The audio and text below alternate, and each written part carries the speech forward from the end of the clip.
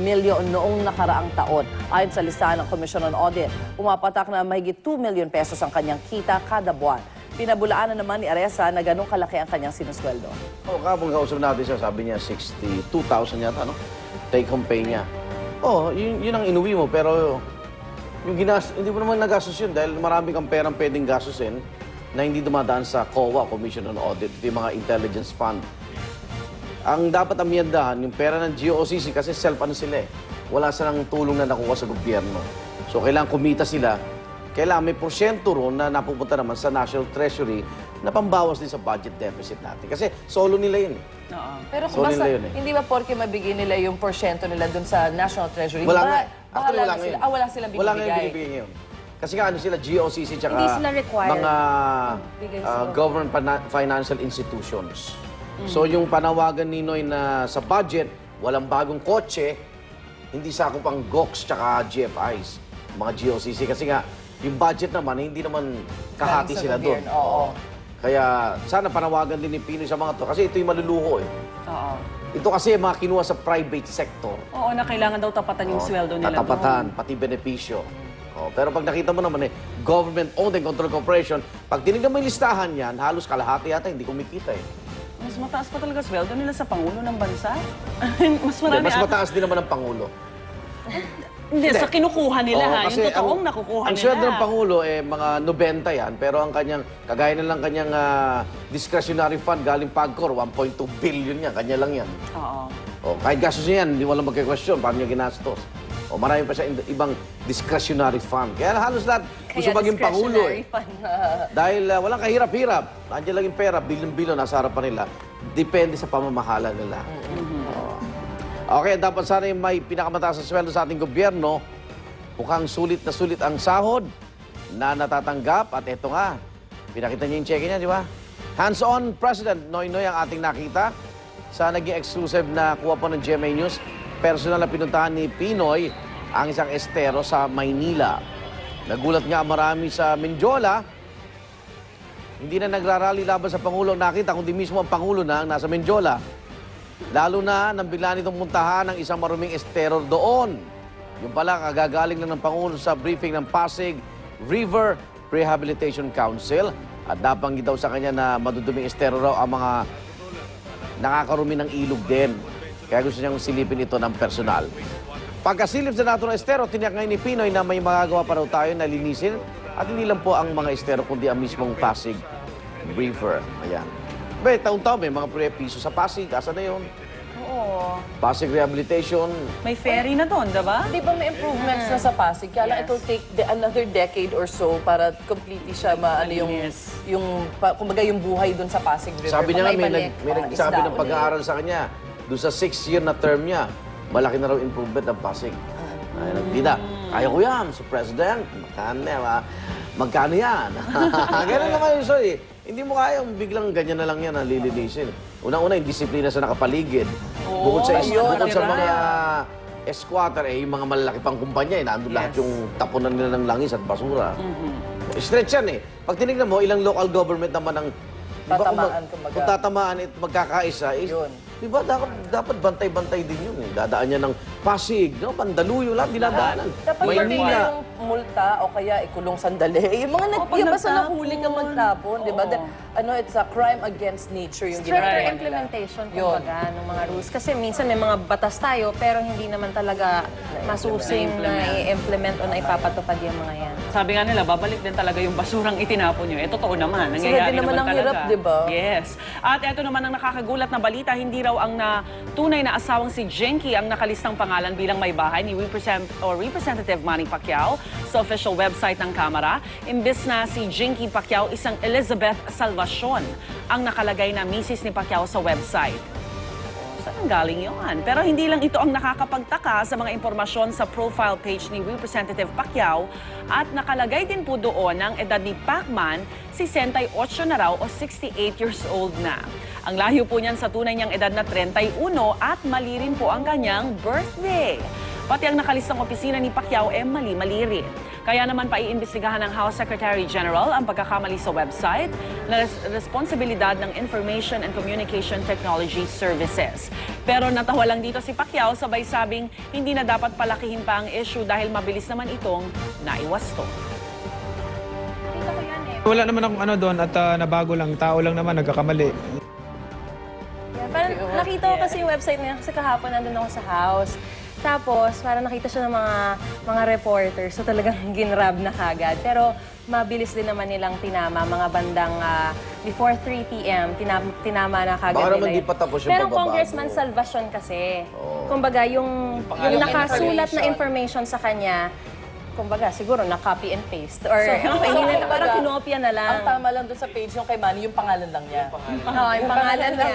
Tsaka sarangani. Tsaka yung picture. Okay lang yan, Manny. Let's move on. Okay. O, ganun naman lagi. Tao lang nagkakamali daw. Kaya nga sabi niya, wag na raw palakihin.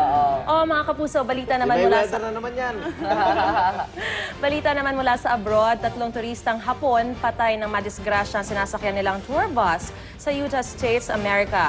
Base sa report, papuntang Bryce Canyon National Park ang naturang bus. Sakay ang mga biktima nang bigla raw itong malihis ng direksyon patungong gilid ng daan bago tuluyang bumaligtad. Ang dalawa sa mga nasawi tumilapon mula sa bus. May 12 iba pang pasahero ang sugatan sa insidente. Patuloy na iniimbestigahan ng mga otoridad ang driver ng bus. Important reminder mga kapuso, don't forget your breakfast bago umalis ng bahay. May baon. At baka matulad kayo sa isang babae sa Amerika na nag-init ang ulo nang di makuha ang gusto niyang pagkain sa drive-thru. Ito ang mga eksena na nakunan ng CCTV camera. Umu-order ang babaeng ito ng paborito niyang chicken nuggets sa isang fast food sa Ohio, USA. Ang problema, hindi pa raw available ang chicken nuggets sa kanilang breakfast menu. Bakit nga ba hindi available? Kaya naman ito si Aling Gutom, nagwala. Ayan na, lumabas siya ng sasakyan at pilit umakyat sa drive-thru window at saka sinuntok ang empleyado. Gumanti naman agad ang nabiglang employee at sinabunutan ang customer. Wow, nagpatuloy ang away ng dalawa hanggang sa sumaklolo na ang 3 iba pang empleyado ng fast food para maisara ang bintana. Paano pa kaya pag fried chicken niya? Chicken nuggets lang yan. Oo nga. Pero umirit pa rin si ating gutom. Kumuha siyang bote, binato niya ito sa bintana, saka siya bumalik ng sasakyan at umalis. Noong New Year's Day pa nangyari ang insidente yan, pero nitong Hulyo lang nahuli ang babae. Pinatulan siya makulong ng 60 araw at sasailalim sa 3 taong probation. Pinagbabayad din siya ng fine na umabot sa mahigit $1,500 o katumbas ng 67,000 pesos dahil sa kanyang matinding pagkagutom. Ay, iba nga. Kailangan niya ng anger Init ng management. ulo. Well, of course, obviously, ibang level siya, pero... Di ba si Lindsay Lohan? Di ba?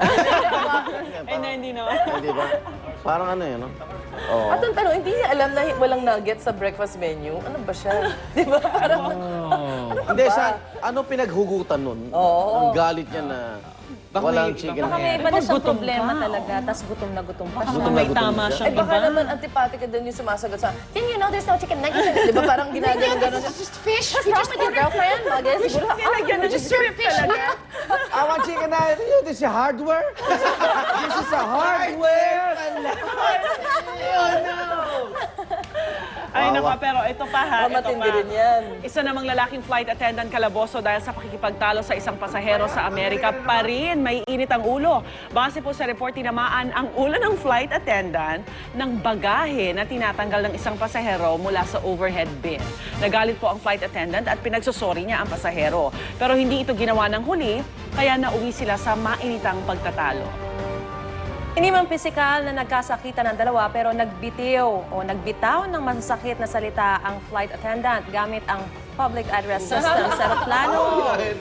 Agad namang hinuli ang naturang flight attendant pagkalapag ng aeroplano sa John F. Kennedy International Airport. Ang insidente nakakuha naman ng simpatya mula sa mga Facebook users at halos lahat sila kampi sa flight attendant at gumawa pa ng mga fan page para rito. Actually, kasi yung pasahero, makulit daw talaga. Kasi di ba sinasabi, huwag mo na kunin yung bagahe hanggat hindi tumitigil yung ano. Tumayo. Tumayo, paulit-ulit. Sinasabi niya, huwag ka muna kunin ng bagahe. Pero English ha, huwag muna kunin yung mga gamit mo. Ano nga yung stuff? Kinukuha niya yung mga gamit niya. This is a hardware! Na ano siya sa ulo. Super bad trip Sa siya. aeroplano yan. Eh di sigurado magagalit siya sa mga Pinoy passengers. Oh, at nagte-text agad. Clack, clack, clack, clack, clack. Nagulo kasi mga cellphone. Kasi naman, kapag may kasalanan ka talaga, mag-sorry ka na. Oo, nadyayo siya. Ayaw na Kailangan ba Diba, makipaglanan ano, Pag ganyan, customers always right. Baka Kaya habaan mo palibad yung pala na, pasensya mo dapat. palibad pala Eh, pero nakasakit na anuhan na eh. sila, no? Nagkasagutan na. Oo. Tsaka buong issue ng discrimination, eh. May ganun Di ba? din. Dahil medyo... Ay, dito mag-walk out Sila dapat yung flight attendant kasi napahiya siya, ganyan. Pero sarado pa yung plane, di ba? So, nag-emergency exit siya. Yung, ay, nakapahama ko ito. Kwento ko lang sa inyo, mami, dahil proceed na daw. Narito nalagay na ano. Kayo naman, no? Ngayong araw ng Nakabiti ka naman?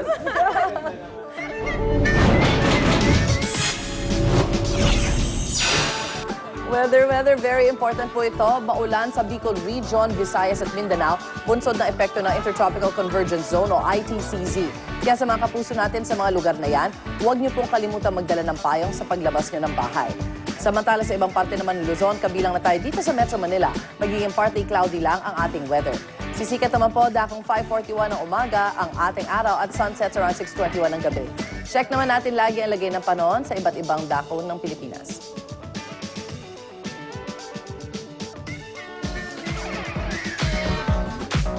Okay guys, pag-usapang dessert na tayo ngayon. Lynn? Nalilito ba kayo sa pagpili between ice cream at cake, Maris? Cake. Ice cream cake?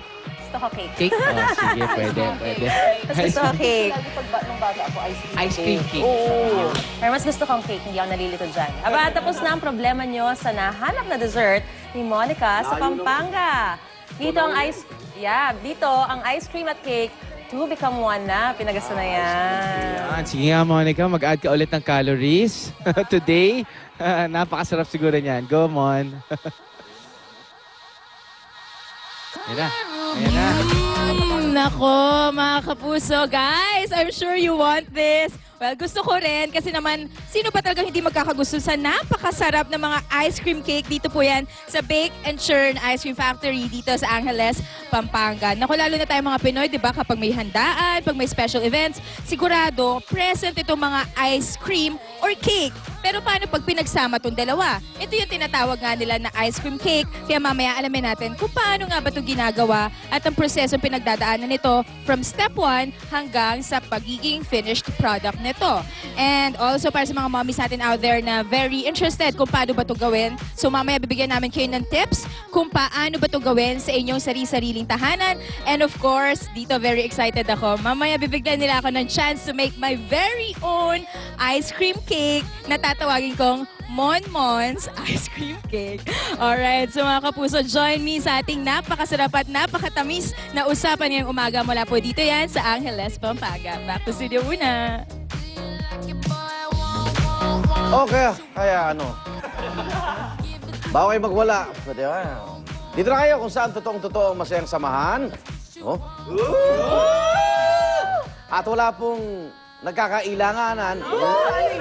Writer nito. Hindi naiilang, hindi raw naiilang. Kasi Ewan ko. dapat may mga ichichika tayo sa kanila tungkol sa Tungkol mga doon. nagkakailangan. Pero mamaya na natin ipilan yun. Ikaw naman pala. Kasalanan ko yun. Bakit ka na nangyayari? Dito lang yan sa Unang Hirit!